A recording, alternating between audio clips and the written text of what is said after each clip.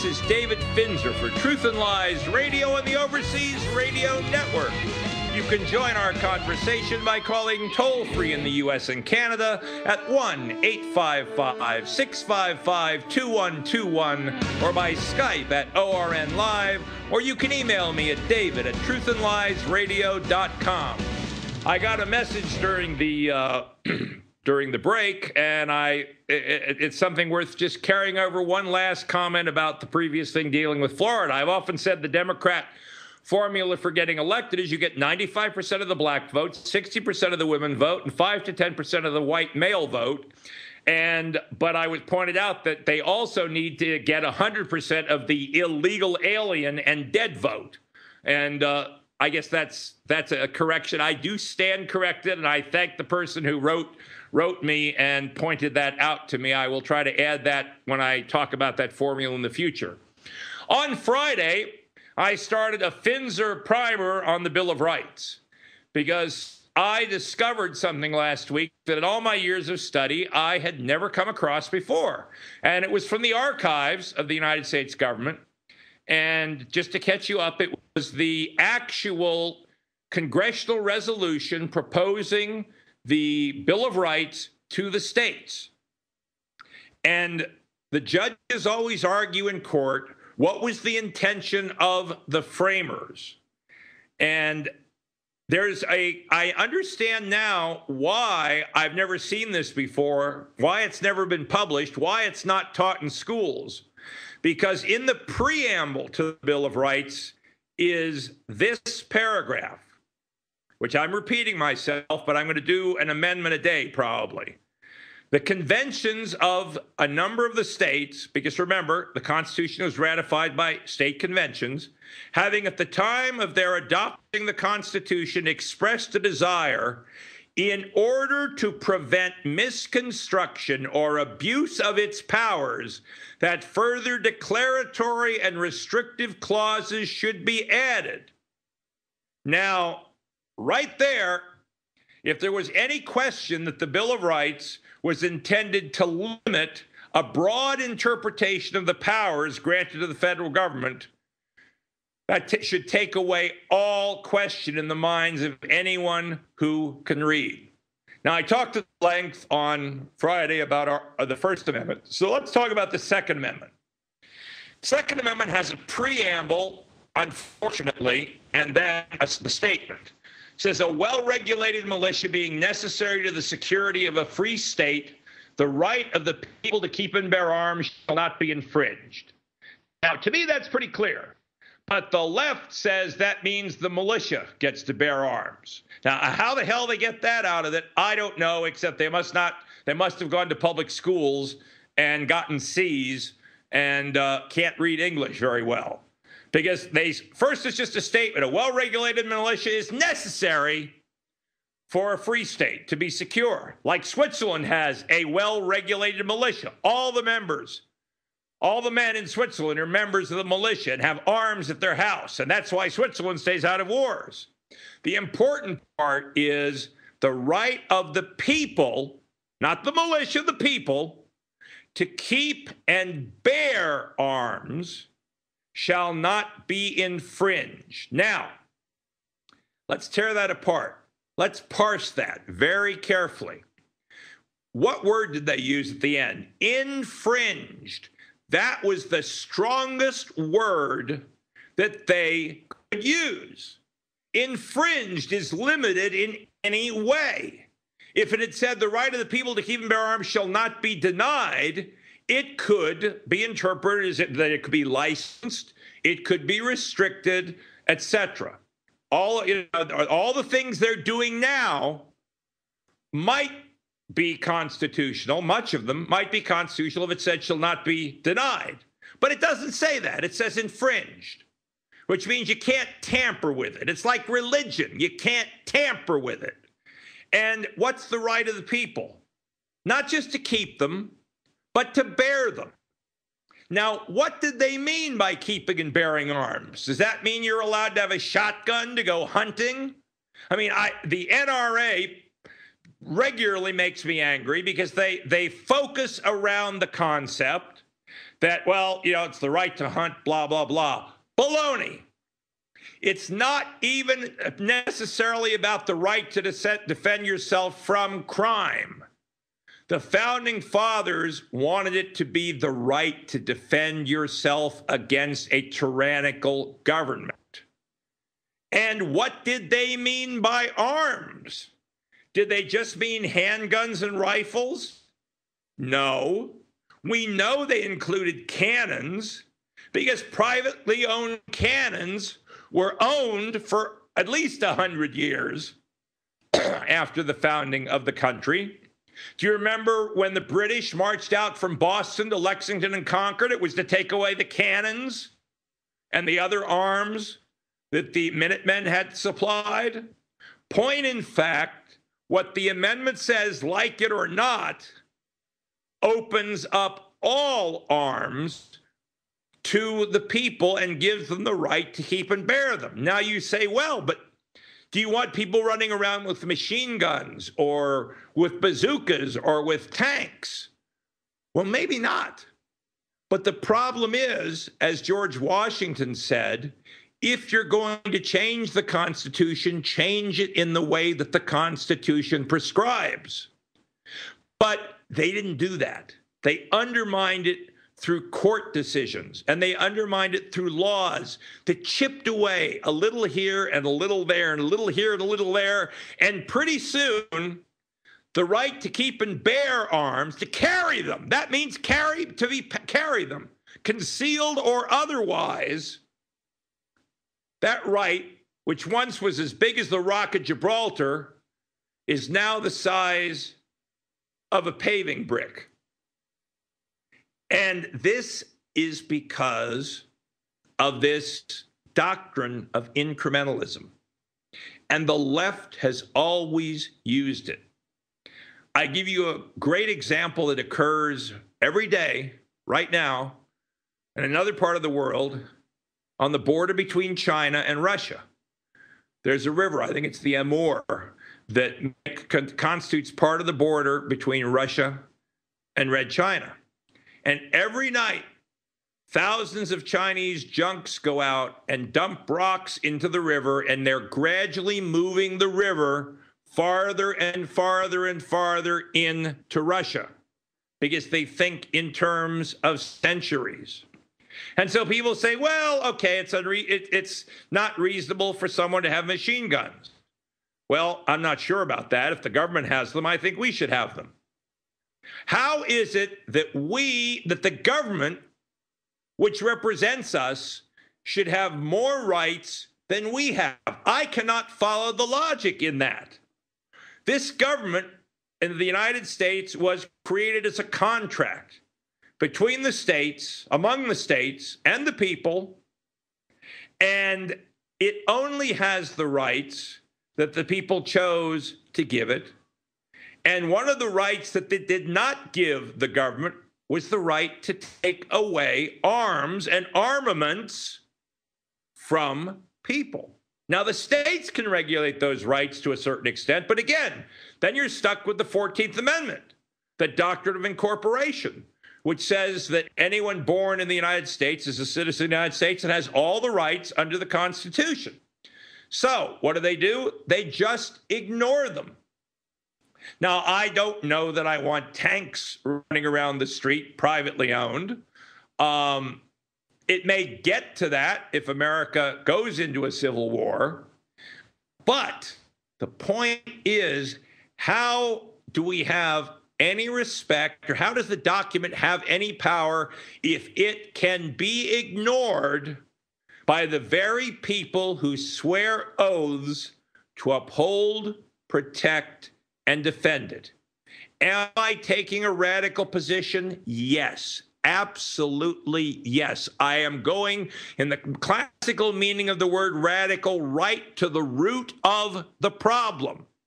The root of the problem is that we have ceased to be a government of law, but become a government of men and their whims.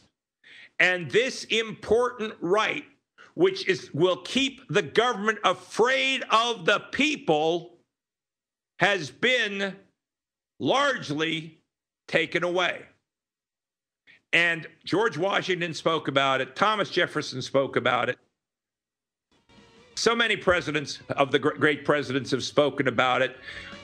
We have a moral right to defend ourselves from all evil and to defend those too weak to defend themselves. But they seek to take this right. Now we have to break again for a word from our sponsors, but don't go away. This is David Finzer for Truth and Lies Radio on the Overseas Radio Network. I'll be right back.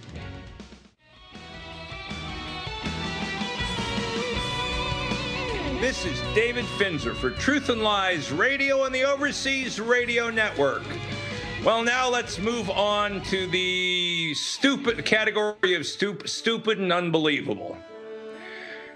Greta Hawkins, who is the principal of Edna Cohen School in Coney Island, New York, a kindergarten, has banned the patriotic song, God Bless the USA, from being sung at the graduation for 5-year-olds instead of opting for a song by Justin Bieber.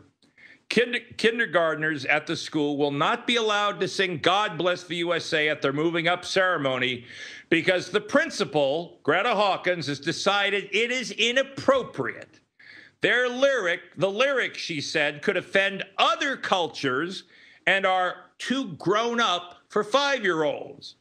But Hawkins has substituted for the children to sing the hit song Baby by Justin Bieber, which contains sexual innuendo.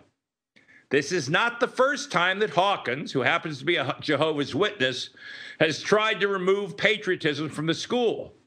She previously tried to stop the reciting of the Pledge of Allegiance and the singing of America the Beautiful, but was unsuccessful after other faculty and staff objected. The report states she does not herself recite the pledge because of her religious beliefs. That's fine. Nobody's asking her to. She doesn't have to sing God Bless America either. But that's not all. In the past, she's been called a tyrant and a bully by staffers and was reprimanded in 2010 by the Department of Education after complaints arose that she had called the school racist. She said, quote, "I'm black. Your previous principal was white and Jewish. More of us are coming, so you better watch out." Boy, that's a great way to start an education. This is great for children, for 5-year-olds. They're already being brainwashed by stupid, rotten individuals like that. Now, she wants to be a Jehovah's Witness. She doesn't want to pledge to the flag. She doesn't want to pray in public. She doesn't want to sing the songs. Fine. But to not deny the rest is absolutely unbelievable.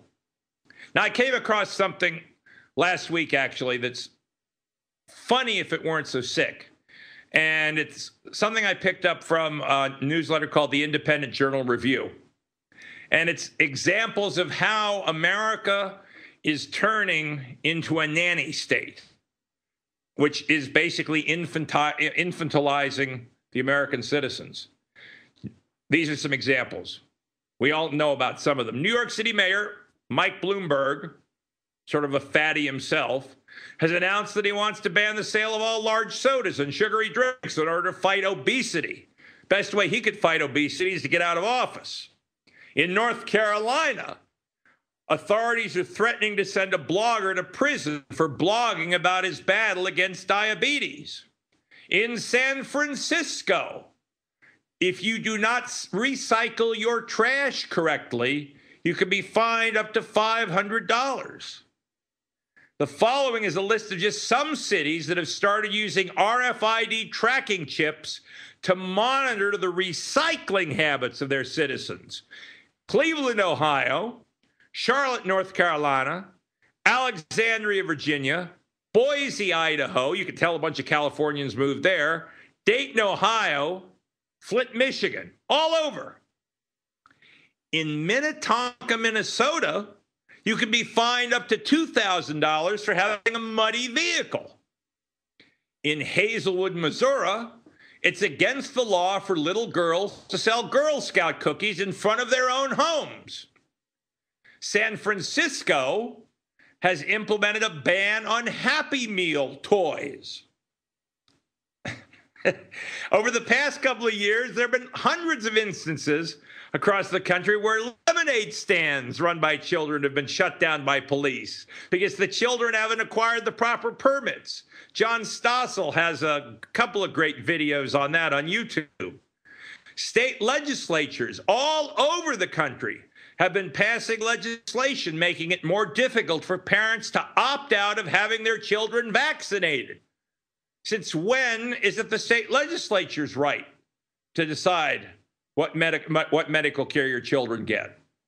In many U.S. states, listen to this one, it is now illegal to collect any rain that falls on your own property.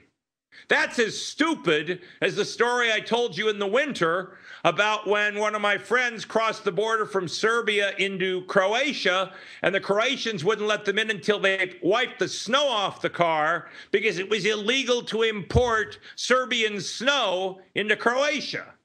I thought it was God's snow, just like it's God's rain. Certainly doesn't belong to the states. In San Juan Capistrano, named St. John, a place named for St. John, California, it's against the law to hold home Bible study without a conditional use permit.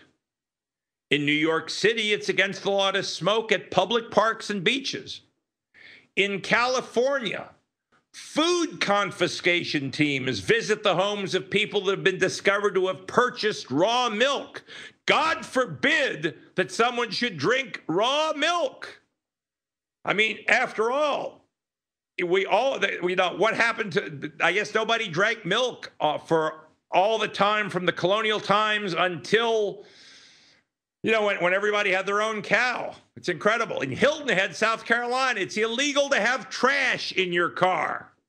So don't go to Hilton Head unless you've had your car cleaned before you go. In major cities all over the United States, feeding the homeless has been banned due to health reasons. In Louisiana, one church was ordered to stop passing out water because it didn't have a proper permit. At public schools all over the country, the lunches that little children bring from home are now inspected to make sure they meet USDA, United States Department of Agriculture, guidelines. One North Carolina girl was told her turkey and cheese sandwich, banana, potato chips, and apple juice did not meet USDA guidelines, and so she couldn't eat it. What stupid things are going on in your hometown and your home state? Seems like, unfortunately, an awful lot of them are going on in my home state, for sure, especially with voting. I constantly talk about classes in the United States. And I was reading something written by Murray Rothbard. And I don't agree with everything Murray Rothbard wrote. I don't agree with a lot of what he wrote. But he said, essentially, we have come to the point where the society consists of two groups of people only, the plunderers and the plundered. Lenin defined politics as who does what to whom. It seems like those definitions are now applying throughout the country that is supposed to be the land of the free and the home of the brave. Of course, the problem is that the second part of that stopped being true, or the first part wouldn't have happened, because Americans stopped being brave. They stopped fighting back. They started giving in. If blacks in the South had not peacefully demonstrated and been willing to go to jail and been willing to be hosed down and even beaten up, segregation would have lasted a lot longer than it did. And I have great respect for that, because I remember as a young man living in Florida where our doctor's office had two waiting rooms, a black and white room. Now, I don't remember in our little town, because I don't think we had any water fountains, white and black water fountains, but I do remember white and black waiting rooms, and I remember white and black schools. And the Presbyterian church that my family went to was the first one in our town to be integrated, because my family, of which I'm proud, stood up for it and insisted that Christ Church knew no colors. How could we sing the song that Jesus loves the little children, all the children of the world, red, brown, yellow, black, and white, all are precious in His sight, and then not admit blacks to our church? So we were the first church to have black families. There were 3 of them. And then when our school was integrated, there were only 3 black families. I tried to protect the black kids as much as possible from the racist rednecks. But people have to fight back. I've spent most of my life fighting back. I was told, you can't take things to the Supreme Court, and I did, and I won. When I was indicted, I was told, you can't fight the federal government, you have to make a deal. And I made them back down. And I'm no hero. There are millions of people who are braver than I. There are men and women who place their lives on the line in the service of the country. But it's not just for the few. It's for the many to defend their rights. It's for the many to not shirk jury duty, to make sure that they go and vote against people who should not be in office, to hold public officials accountable, to demand that what their children are taught in schools is what they want, because it's their school paid with their tax money. But because Americans stopped as a nation being brave, America every day is becoming less free. And now when you stand up alone. And America is dying. The American dream is dying, and I grieve for my country. Now we're at the top of the hour, so we're going to have to pause. I'll be gone for about 8 minutes, so there'll be news and some commercials. Don't go away. This is David Finzer for Truth and Lies Radio on the Overseas Radio Network.